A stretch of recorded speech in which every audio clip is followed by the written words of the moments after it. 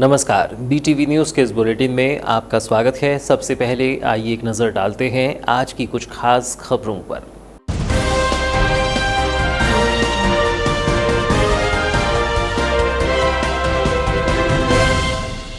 मुखबिर के शक में नक्सलियों ने की ग्रामीण की हत्या। बिटली चौकी अंतर्गत ग्राम बम्हनी का है मामला। 29 जून की रात्रि लगभग 9 बजे की है घटना। बीच सड़क पर आंखों पर पट्टी बांधकर मारी गोली। मृतक के शव के पास छोड़ा नक्सली पर्चा। बलाचखंड दलम एरिया कमेटी ने मौत का लिया जिम्मा। संभागीय टीम कर रही है कृषि केंद्रों का निरीक्षण। खंगाली जा रही है रिकॉर्ड और हो रही है जांच। कार्यवाही से बचने बंद रख रहे हैं दुकानों के सामने नोटिस चस्पा की हो रही है कार्यवाही। रेल हादसे में बचाई थी 18 लोगों की जान। 1984 में हुआ था चरेगांव के पास रेल हादसा। पुलिसकर्मी प्रेमलाल ने दिया था साहस का परिचय। सेवानिवृत्ति पर पुलिस विभाग ने किया सम्मानित। और अब समाचार विस्तार से। बीते कुछ सालों में बालाघाट पुलिस जिले में नक्सल गतिविधियों पर अंकुश लगाने में सफल हुई है, लेकिन नक्सली भी लगातार अपनी आमद दर्शाकर पुलिस को चुनौती दे रही हैं। बीते कुछ वर्षों में पुलिस ने नक्सलियों को काफी नुकसान पहुंचाया है, जिसका बदला अब नक्सली पुलिस मुखबिरों से ले रही हैं। ऐसा ही कुछ मामला 29 जून की रात्रि जिले के बिटली चौकी अंतर्गत ग्राम बम्हनी से सामने आया है, जहां पुलिस मुखबिरी के शक में हथियारबंद नक्सलियों ने सरेआम ग्रामीण की हत्या कर दी। बता दें कि बिटली चौकी से लगभग 5 किलोमीटर दूरी पर ही घटना को अंजाम दिया गया। घटना के बाद पूरे ग्राम में शोक की लहर है। बिटली चौकी अंतर्गत आने वाले ग्राम बम्हनी निवासी भागचंद आर्मो की नक्सलियों ने पुलिस मुखबिर के शक में 29 जून की रात्रि लगभग 9:30 बजे गोली मारकर हत्या कर दी। वहीं शव के पास से पर्चा भी मिला है, जिसमें पुलिस मुखबिरी के शक में हत्या करने की वजह लिखी गई है। हत्या के बाद से पूरे परिवार में शोक का माहौल है। मृतक की पत्नी ने बताया कि कल 29 जून को रात के करीब 9 बजे हम सब खाना खा रही थी, तभी 2 से 3 नक्सली आए और घर का दरवाजा खटखटाया और पूछने लगे कि भागचंद आर्मो कौन है। मेरे पति द्वारा कहा गया कि मैं हूं। फिर उन्होंने साथ में घर से बाहर ले गए, ये कहकर कि कुछ काम है। थोड़ी देर बाद आकर घर खाना खा लेना। वहीं घर के बाहर 2 से 3 महिला नक्सली और खड़ी थी, तो वहीं बाहर भी कुछ और नक्सली खड़ी थी। फिर उन्हें बाहर ले जाया गया और उनको चारों तरफ से घेरा बनाकर हाथ बांध कर ली गए। कुछ देर बाद जब वो नहीं आए तो फिर गांव वालों को बताया गया। फिर खोजबीन की गई तो रात के करीब 12 बजे से 1 बजे के बीच पता चला कि सर पर गोली मारकर उनकी हत्या कर दी गई। सर 9 करीबन बजे होंगे, हम लोग उधर खाना खा रहे थे। वो एकदम से 3 लोग आए, उधर घुसे घर के अंदर और एकदम से पकड़ के चला लिए। ये नहीं पूछे कि हम कुछ काम से ले जा रहे हैं, अभी बोले उनने कि हम छोड़ देंगे करके। कौन लोग थे? वो नक्सलाइट लोग थे सर। बंदूक रखी साथ? बंदूक रखे थे सर, हाथ में वो डंडा भी पकड़े थे सर, साथ में बंदूक भी था पूरे लोगों के पास। रेस में भी थे सर वो। हम लोग भी डर गए सर, एकदम से देखे उनको तो। क्या बोल के ले गए? बोले अभी ला देंगे, कुछ काम है यहाँ से बोले। यहाँ निकाले सर आंगन में और पीछे हाथ करके बांध दिए वहाँ पे वो आम के पेड़ के पास, और उधर ही ले गए सर। ऐसा फिर कब पता चला आप लोगों को घटना के बारे में? अब सर हमने बोले कि अभी बहुत रात हो गई, अभी तक नहीं आए, कैसे नहीं आए करके अब परिवार वालों को गाँव वालों को खबर किए, ढूंढने लगे सर। तो लाश उधर पे मिली सर। कितने बजे आप लोगों को पता चला लाश में? कितना 1 बजे होंगे दीदी? 10 नहीं, नहीं थोड़ा 4 हो गया। 10 साढ़े मुझे पता चला आपको? हाँ 11-12 बजे होंगे कभी। इधर देखिए। घटना के विषय में मृतक के भतीजे अशोक कुमार ने बताया कि रात्रि 9 बजे चाचा के घर में नक्सली आए और उन्हें पाला गोदरी रोड पर ले गए। उन्होंने बताया कि घटना के दौरान 4 महिला नक्सली भी मौजूद थी। आंख पर पीली पट्टी बांधकर उसकी कनपट्टी पर गोली मार दी और शव को बीच सड़क पर रख दिया। साथ ही शव के पास पर्ची भी छोड़े, जिसमें लिखा था जनता को परेशान करने वालों तथा मुखबिरों का यही हाल किया जाएगा। हाँ सर, वो करीबन 8-9 बजे आए वहाँ पे चाचा के घर में। फिर वहाँ से उनको ले गए वो पालागुंदी वाली रोड में। फिर वो लोग उधर से घुमा के यहाँ घटना स्थल पर लाए यहीं पे। फिर यहाँ पे वो लोग इनकाउंटर कर दिए बंदूक गोली से। कौन लोग थे? कितने? वो नक्सली थे सर, करीबन वो 10-12 लोग आए थे, जिसमें 2-3 लड़कियाँ भी शामिल थे। क्या बोल करके ले गए? वो बोल कर गए हमारे चाचा जी खाना खा रहे थे तो वो थोड़ा काम है आपसे करके गोंडी में बोल के उनको उधर रोड की तरफ निकाला। फिर वहाँ से रोड से फिर वो उधर रोड तरफ ले गए, फिर वहाँ से इधर से घुमा के यहाँ ला के मार दिए उनको। आपको कितने बजे पता चला? हमको करीबन सर 10-11 बजे, हाँ 11-12 बजे समथिंग पता गोली की चला। आवाज़ आई थी? सर मैं होंगे तो गोली की आवाज़ आई? हाँ गांव वाले कई लोग सुने सर और कई लोग सो गए थे। शूटिंग लिए थे क्या नक्सलियों ने? पता नहीं सर, मालूम नहीं। बाकी घेरा लगाए उनके घर में 8-9 बजे और उनको निकाले घर से और ले गए। क्यों मारे होंगे, क्या लगता है आपको? सर पता नहीं सर। क्या काम करते थे वो, थोड़ा बताइए। भागचंद चाचा खेती किसानी के काम करते थे सर। क्या नाम है आपका? मेरा नाम अशोक कुमार वर्मा। वहीं पुलिस अधीक्षक अभिषेक तिवारी ने बताया कि भागचंद आर्मू का पुलिस मुखबिर से कोई संबंध नहीं है। पुलिस द्वारा एरिया डोमिनेशन कर सर्चिंग की जा रही है। शव को पोस्टमार्टम के लिए बैहर भेजा गया है। एसपी अभिषेक तिवारी ने बताया कि मलाजखंड गलम के नक्सलियों द्वारा ये घटना की गई है। नक्सलियों द्वारा ग्रामीणों में दहशत फैलाने या लोगों को डरा धमकाकर अपने एजेंडा में शामिल करने के लिए ये सब किया गया है। आज सुबह पुलिस चौकी बटली में एक सूचना प्राप्त हुई थी, जिसमें कि कल रात का घटनाक्रम बताया गया। श्री भागचंद आर्मू जो होता है, उनका नाम बताया गया कि उनको जब वो घर पर थे अज्ञात 10-12 नक्सली, जिनमें से बाद में कुछ लोगों की पहचान भी हुई है, और वो लोग उनके घर से उनको बाहर निकाल कर ले गए और साथ में अपने ले जाकर उनकी हत्या कर दी गई। इसके बारे में जैसे ही सूचना प्राप्त हुई है, पुलिस के आसपास जो है ये डोमिनेशन सर्चिंग के लिए कार्रवाई भी चल रही है। साथ ही हमने जो मृतक के शव को पीएम के लिए बैहर हॉस्पिटल रवाना किया है। वहाँ से पीएम रिपोर्ट जैसे ही आती है, पीएम पे जो फाइंडिंग्स आती हैं उसके आधार पे आगे विवेचना भी की जाएगी, और साथ ही लगातार जो एरिया डोमिनेशन सर्चिंग की कार्रवाई भी जारी रहेगी। सर किस दलम के तो ऐसी कुछ बातें आई हैं किसान? ये अभी तक ये क्लियर हो रहा है कि मलाजखंड दलम के 15 लोग करीब थे, 12 से 15 लोग, जिनके द्वारा ये घटना को अंजाम दिया गया। तो क्या कारण लगता है मामले में?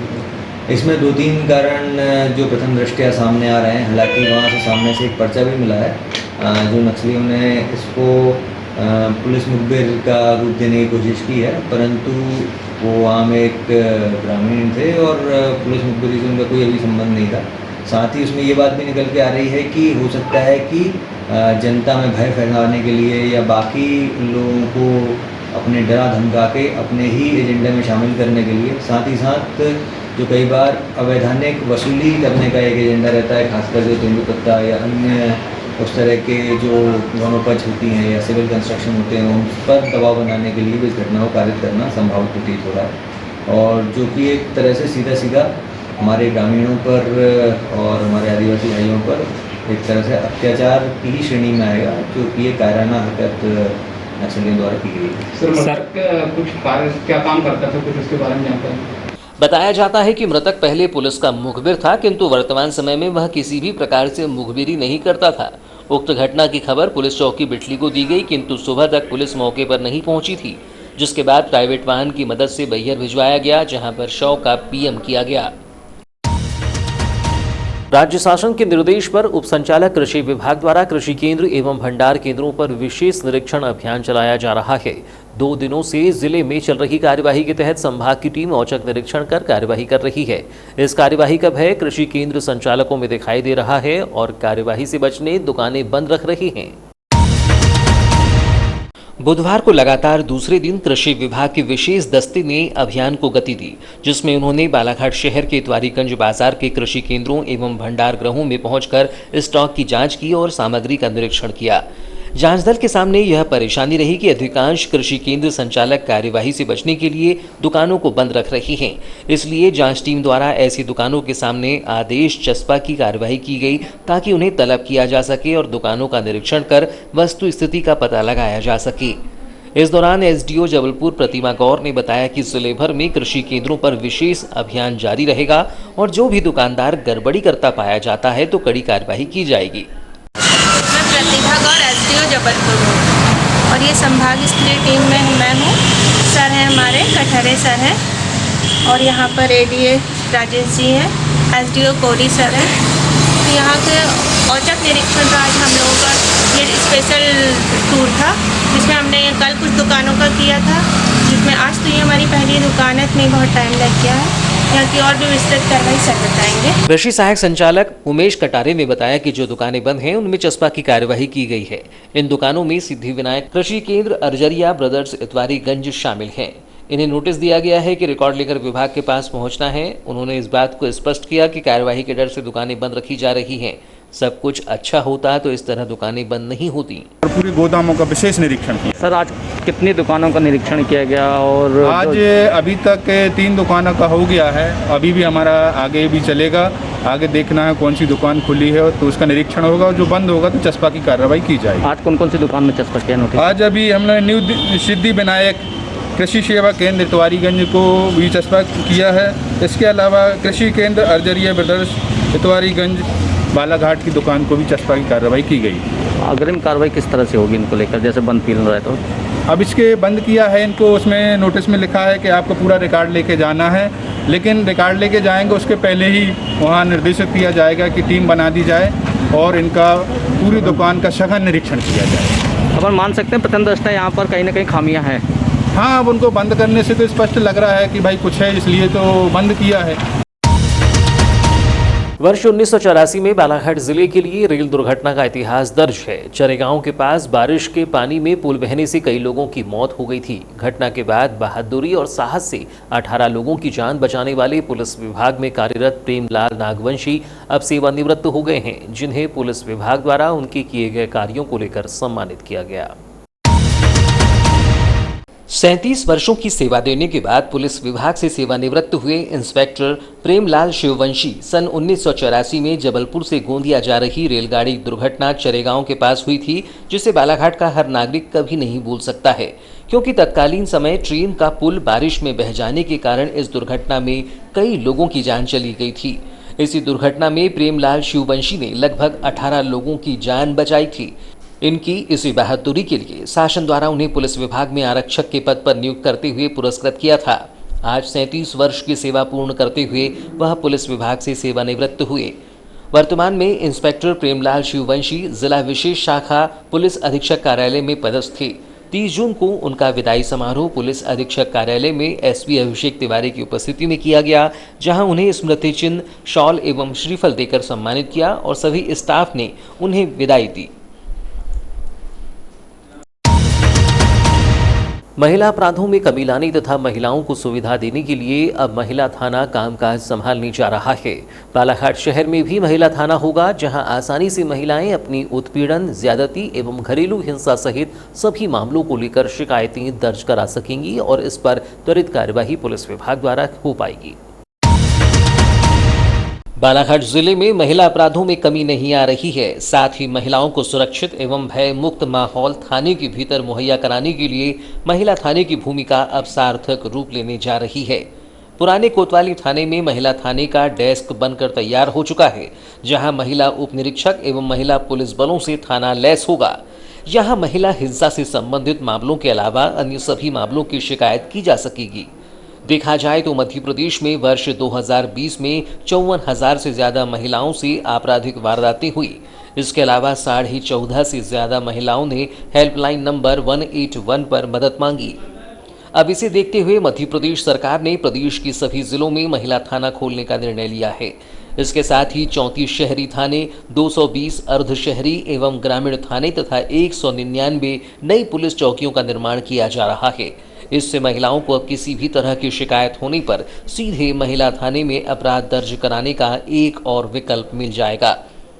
इसका सबसे बड़ा फायदा उन महिलाओं और लड़कियों को होगा जो दूसरे शहरों में अपराध का शिकार होने के बाद अपने घर आती हैं।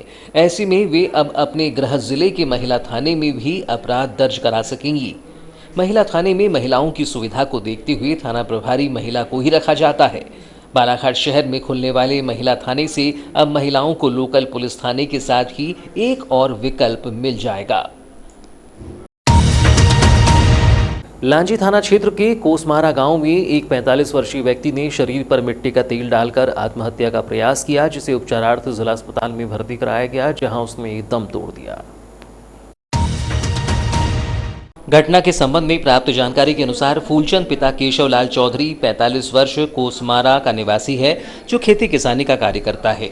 शराब की लत होने की वजह से वह अक्सर शराब के नशे में धुत रहा करता था। 29 जून की शाम परिवार से विवाद के चलते उसने तैश में आकर मिट्टी का तेल शरीर पर डाला और आग लगा ली। इस घटना में गंभीर रूप से झुलसने के बाद उसे जिला अस्पताल लाया गया, जहां उपचार के दौरान 30 जून की प्रातः उसने दम तोड़ दिया। अस्पताल पुलिस चौकी ने मर कायम किया है तथा पोस्टमार्टम कराकर शव परिजनों को सौंपा गया है। मुख्य कार्यपालन अधिकारी संघ मध्य प्रदेश के बैनर तले बालाघाट जिले में सेवाएं दे रहे जनपद सीईओ ने 30 जून को खरगोन के सीईओ द्वारा आत्महत्या किए जाने के मामले पर कलेक्ट्रेट पहुंचकर ज्ञापन सौंपा। विकास आयुक्त पंचायत एवं ग्रामीण विकास विभाग के नाम सौंपे गए ज्ञापन में मामले की जांच कर दोषियों पर कार्यवाही किए जाने की मांग रखी। ज्ञापन में बताया गया कि 27 जून को खरगोन जिले के भीकनगांव जनपद में पदस्थ मुख्य कार्यपालन अधिकारी राजेश वाहिती ने आत्महत्या की है, जिसमें राजनीतिक दबाव हो सकता है। इस घटना ने कार्यपालिक अमला आहत हुआ है और आक्रोशित भी है। बताया गया कि राजेश वाहिती ने सुसाइड नोट में जिन लोगों का उल्लेख किया है उन पर कार्यवाही की जानी चाहिए। मुख्य कार्यपालन अधिकारी संघ शासन से मांग करता है कि उन परिस्थितियों का अध्ययन कर ऐसे निर्णय करें कि भविष्य में दूसरे अधिकारियों को इस तरह के दबाव के चलते अपनी जान न देनी पड़े। बताया गया कि प्रदेश के सभी जनपद पंचायतों एवं ग्राम पंचायतों के अधिकारी कर्मचारी मानसिक दबाव में हैं। बीते 5 वर्षों में इन्हीं कारणों से कुछ अधिकारी आत्महत्या कर चुके हैं।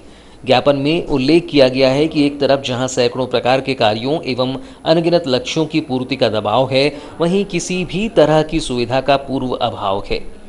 मुख्य कार्यपालन अधिकारी के लिए जनपद में न तो कोई आवास व्यवस्था है, न वाहन के लिए पर्याप्त सुविधा। इसी को लेकर खैरलांजी जनपद सीईओ श्रुति चौधरी ने कहा कि खरगोन की घटना को लेकर जांच की जाए कि किन परिस्थितियों में भीकनगांव में पदस्थ राजेश वाहिती ने आत्महत्या की है। साथ ही उन्होंने कहा कि अधिकारियों पर शासन की योजनाओं का दबाव होता है। हमारे एक साथी थे जो खरगोन जिले के भीकनगांव में पदस्थ श्री राजेश कुमार बहेती जी, उन्होंने संदिग्ध परिस्थितियों में आत्महत्या कर ली।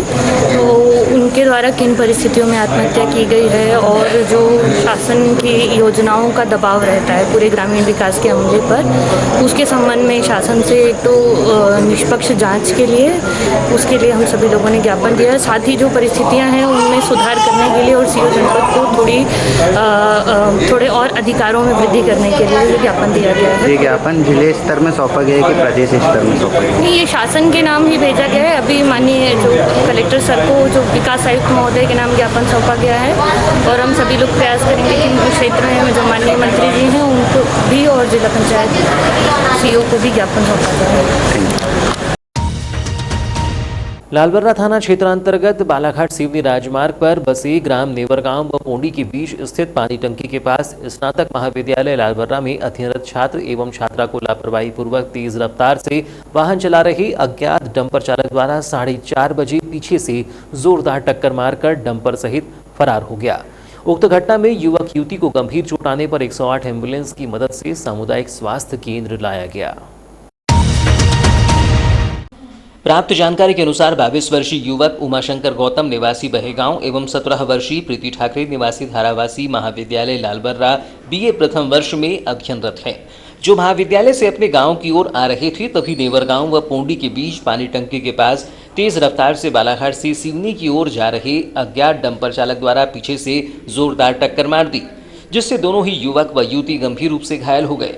प्रेस से चर्चा में प्रभारी खंड चिकित्सा अधिकारी डॉक्टर ऋत्विक पटेल ने बताया कि सड़क हादसे में घायल उमाशंकर गौतम का दाएं पैर के घुटने के नीचे हड्डी का हिस्सा टूट गया व सिर एवं शरीर के अन्य हिस्सों पर गंभीर चोटें आई है। वहीं हादसे में महाविद्यालय से उनके साथ बैठकर मोटरसाइकिल में जा रही युवती प्रीति ठाकरे के भी दाएं पैर में जांघ की हड्डी टूट गई एवं शरीर के अन्य हिस्सों में गंभीर चोटें आई हैं। चोट की गंभीरता को देखते हुए प्राथमिक उपचार के उपरांत बेहतर उपचार हेतु जिला चिकित्सालय रवाना किया गया है। मामले में लालबर्रा थाना प्रभारी रघुनाथ खातरकर ने बताया कि अज्ञात डंपर चालक द्वारा मोटरसाइकिल सवार युवक युवती को जोरदार टक्कर मार दी है, जिससे उनके पैर एवं शरीर के अन्य हिस्सों में गंभीर चोटें आई हैं, जिन्हें जिला चिकित्सालय रेफर किया गया है। हमारे द्वारा अज्ञात डंपर एवं चालक की सरगर्मी से तलाश की जा रही है। तो ये थी अब तक की खबरें। नई खबरों के साथ एक बार फिर हम हाजिर होंगे, तब तक के लिए दीजिए इजाजत। नमस्कार।